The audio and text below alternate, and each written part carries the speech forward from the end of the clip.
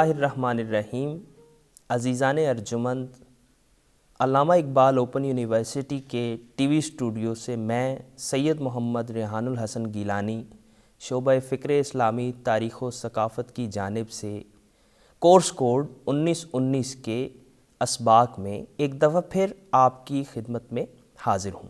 عزیز طلبہ، اب یہ جانتے ہیں کہ ہم الوحدۃ الاولیٰ یعنی یونٹ 1 کا مطالعہ کر رہے ہیں، اور اس یونٹ کے اب تک ہم 5 اسباق پڑھ چکے ہیں۔ آج ہم الدرس السادس یعنی درس ششم یا چھٹے درس پر ہیں۔ عزیزان ارجمند، آج کے درس پر جانے سے پہلے میں آپ کو یہ بتاتا چلوں کہ ہم عربی قواعد یعنی عربی زبان کی گرامر کا مطالعہ کر رہے ہیں، اور ہم نے آپ کو یہ بتایا تھا کہ عربی زبان کے قواعد کو 2 بڑے حصوں میں تقسیم کیا جاتا ہے، صرف اور نحو۔ صرف اندرونی یا داخلی تغیر و تبدل کے قواعد بیان کرتی ہے، جبکہ نحو میں جملے کی بنت، اس کے ڈھانچے اور کلمات کے آخری حروف کے اعراب کو دیکھا جاتا ہے۔ عزیزان ارجمند، ہم آپ کو اسم کی کئی طرح کی تقسیمات کے بارے میں بتا رہے تھے، اور آخری درس میں ہم نے آپ سے مبنی کلمات کے بارے میں بات کی تھی۔ ہم نے آپ کو بتایا تھا کہ مبنی کلمات کون کون سے ہیں۔ وہ سبھی حروف ہیں، فعل ماضی کے تمام صیغے ہیں، امر حاضر معروف ہے، فعل مضارع ہے جب وہ نون تاکید ثقیلہ یا خفیفہ کے ساتھ ہو، اور مبنی الاصل کے مشابہ اسماء ہیں۔ پھر ہم نے آپ کو بتایا تھا کہ مبنی الاصل کے مشابہ اسماء کون کون سے ہیں۔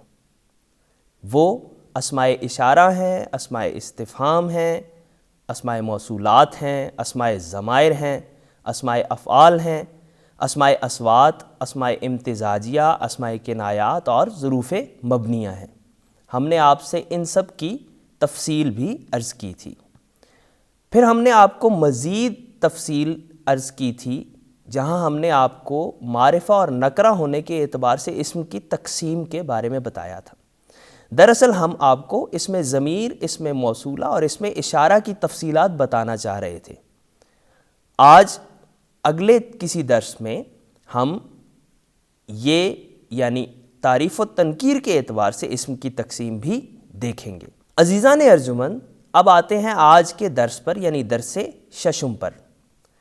چھٹے سبق میں ہم نے مورب کلمات کے بارے میں پڑھنا ہے۔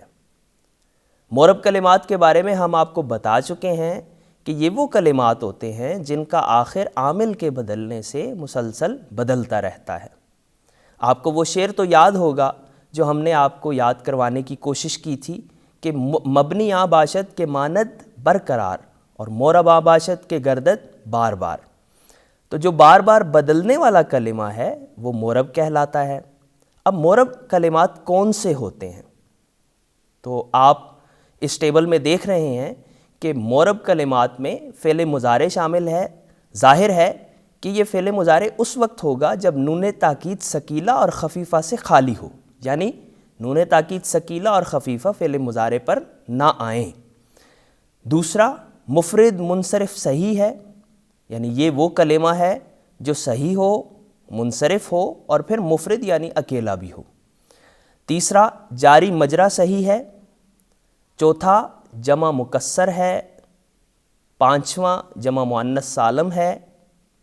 چھٹا، اس میں غیر منصرف ہے۔ ساتواں، اس میں منقوص ہے۔ آٹھواں، اس میں مکسور ہے۔ نواں، یا ضمیر ہے جب وہ کسی اسم کی طرف، وہ اسم ہے جو یا ضمیر کی طرف مضاف ہو۔ اور 10واں تثنیہ، 11واں اسماء ستہ مکبرہ اور 12واں جمع مذکر سالم ہے۔ عزیزان ارجمند، مورب کلمات کی حرکات یا اعراب آج ہم دیکھیں گے۔ اس اعتبار سے مورب کلمات کو 2 بڑے حصوں میں تقسیم کیا جاتا ہے، یعنی وہ مورب کلمات جن کے آخر پہ اعراب بالحرکہ آتا ہے، یعنی زیر زبر پیش سے اعراب آتا ہے، اور وہ مورب کلمات جن کے آخر میں حروف سے اعراب لگایا جاتا ہے، یعنی زیر زبر پیش نہیں آتے بلکہ ان کی جگہ واو الف اور یا آتے ہیں۔ عزیزان ارجمند، حرکت کے ساتھ اعراب والے معرب کلمات کون سے ہیں؟ تو یہ 8 کلمات ہیں، آپ اس ٹیبل میں دیکھ سکتے ہیں کہ سب سے پہلا ہے اس میں مفرد منصرف صحیح، دوسرا جاری مجرا صحیح ہے، تیسرا جمع مکسر ہے، چوتھا جمع مؤنث سالم ہے، پانچواں فعل مضارع ہے، چھٹا اس میں غیر منصرف ہے، ساتواں اس میں منقوص اور آٹھواں اس میں مکسور ہے۔ اب ان میں سے ہر ایک کی الگ الگ تفصیل اور ان کے اعراب پر نظر ڈالتے ہیں۔ اس میں مفرد منصرف صحیح، عزیزان ارجمند، یہ وہ اسم ہے جو ایک فرد پر دلالت کرے۔ اب منصرف کیا ہوتا ہے یہ آپ اسی یونٹ کے اگلے دروس میں مطالعہ کر لیں گے تو آپ کو معلوم ہو جائے گا کہ اسے منصرف کیوں کہا گیا۔ صرفیوں کے نزدیک وہ اسم ہے جس کے فا عین لام کلمہ کے مقابلہ میں حروف علت واو الف یا نہ ہو، یہ صحیح کی تعریف ہے۔ جیسے شجرن قلم، نحویوں کے نزدیک صحیح وہ اسم ہے جس کے لام کلمہ میں حرف علت نہ ہو، جیسے قول رجل۔ جاری مجرا صحیح کیا ہوتا ہے جی؟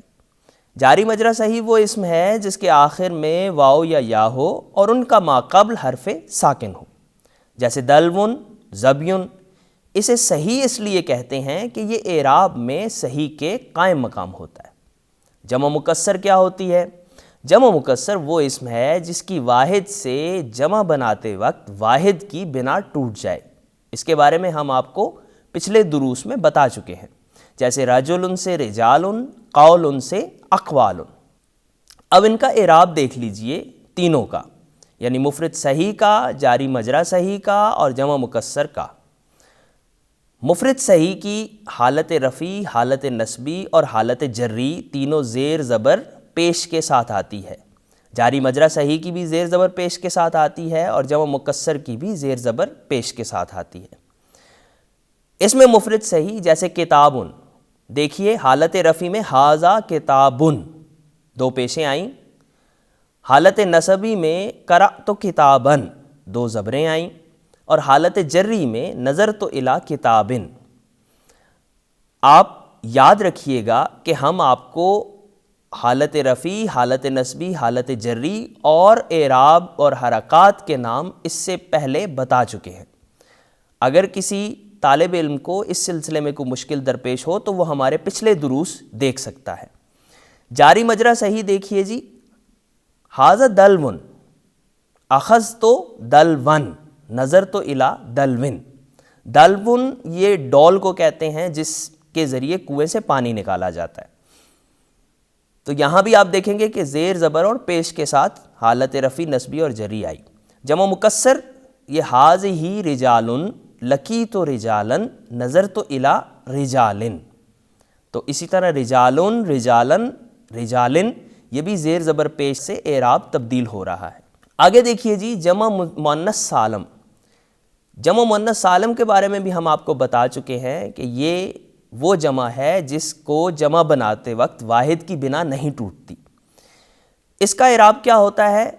جیسے مسلماتن، اور وہ کلمات جو لفظاً یا مانن جمع مؤنث سالم کے مشابہ ہوں ان سب کا اعراب حرکت کے ساتھ آتا ہے، اور حالت رفعی، نصبی اور جری میں کیا آتا ہے ابھی آپ کو معلوم ہو جائے گا۔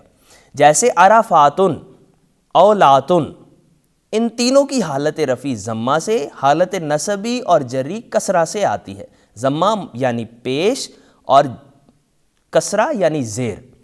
جیسے ہن مسلماتن، رأیت مسلماتن، نظرت الی مسلماتن، یہ جمع مؤنث سالم ہے۔ اب جو کلمات جمع مؤنث سالم سے لفظاً مشابہ ہوتے ہیں، یعنی وہ جمع کے نہیں ہوتے لیکن لفظی ڈھانچے میں وہ بالکل جمع مؤنث سالم جیسے ہوتے ہیں، جیسے عرفات۔ عرفات ایک میدان کا نام ہے اور یہ واحد ہے لیکن مسلمات جیسا ہے۔ تو ھذہ عرفات، رأیت عرفات، وقفت فی عرفات۔ یہ یاد رکھیے گا کہ رأیتو کا مطلب ہے میں نے دیکھا، وقفتو کا مطلب ہے میں ٹھہرا، اور نظرتو کا مطلب بھی ہے میں نے دیکھا۔ اور ھذہ اسماء اشارہ ہے، آپ پہلے بھی ایک دفعہ پڑھ چکے ہیں، اس کا مطلب ہوتا ہے یہ۔ مشابہ جمع مانن، یعنی وہ کلمات جو مانوی اعتبار سے جمع مؤنث سالم کے مشابہ ہوتے ہیں، جیسے اولاد۔ اولاد کا مطلب ہوتا ہے صاحبات۔ ہن اولات مالن، رأیت اولات مالن، اور نظر تو الی اولاتی مالن۔ اولاتو، اولاتی اور اولاتی، اب آپ دیکھیے کہ تینوں جگہ پہ حرکت بدلی ہے یا نہیں بدلی، اور اگر بدلی ہے تو جمع مؤنث سالم کے مطابق ہے یا نہیں ہے۔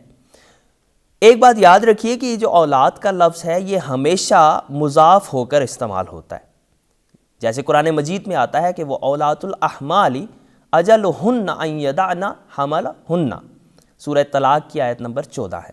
عزیزان ارجمند، اس کے ساتھ ہی ہم نے آج کے درس ششم کے پہلے حصے کو ختم کرنا ہے۔